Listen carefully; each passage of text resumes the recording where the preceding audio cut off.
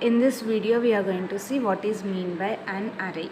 Okay, an array is a collection of items stored at contiguous memory location. So array is a collection of all the similar data types of elements. So whatever the data we are storing, that data will be stored in an contiguous memory locations, means similar type of data. That is, if we are taking, for suppose example, we are taking integer to store all the integer values in an array, so we can use this array concept, or we can use the char. So mainly you have to use for the multiple items. So if you want to insert or if you want to store the multiple items in one place, so at one place you are going to store all the multiple data types, then there is an use of an array concept. Okay, it is an multiple items of the same type will be stored in an array. We'll see the syntax for an array.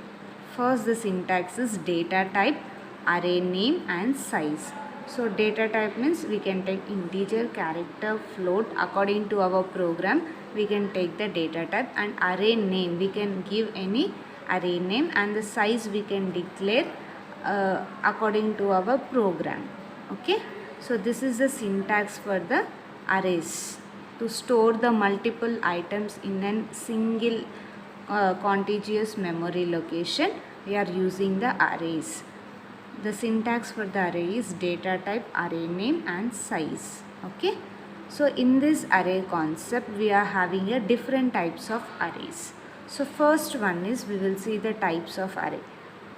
Single dimensional array, this is the first type, and next one is a two dimensional array. Okay, we'll see what is mean by single dimensional and two dimensional array. So single dimensional array means it uses only one subscript to define the elements of an array. Means while you are initializing the array, that is data type, array name and size you are giving, so here you are going to, this is an subscript, this one will call it as subscript. In a single dimensional array, we are having only one subscript we are using to store or to define the elements in an array. We will use only one subscript in single dimensional.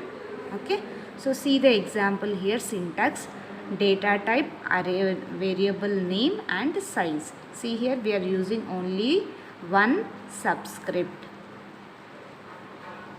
Okay, this is an syntax for an single dimensional array. We'll see an example for the single dimensional array. Take the integer as a data type, variable name as num, and the size I am giving it as 10.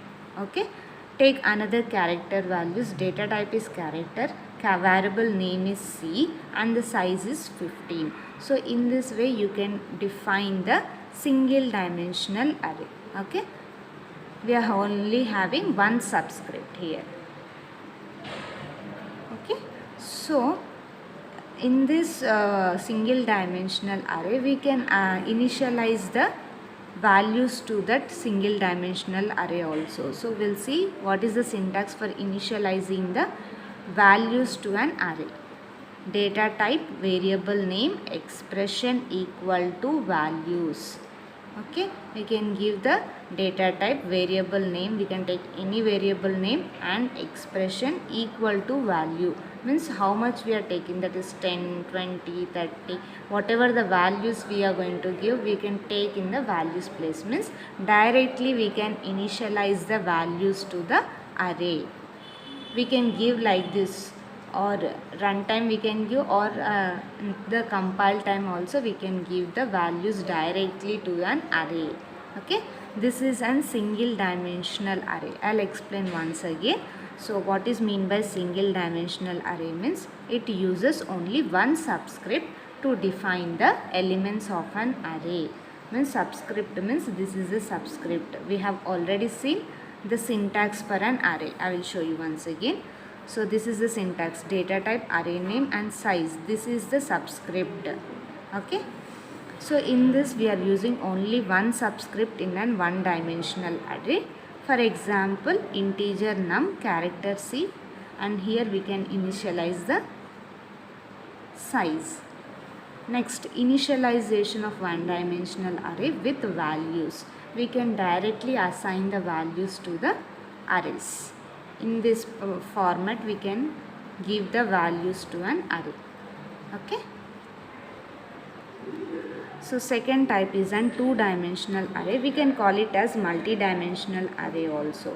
In this, array uses more than one subscript is two-dimensional array. In a single dimensional array, we'll use only one subscript.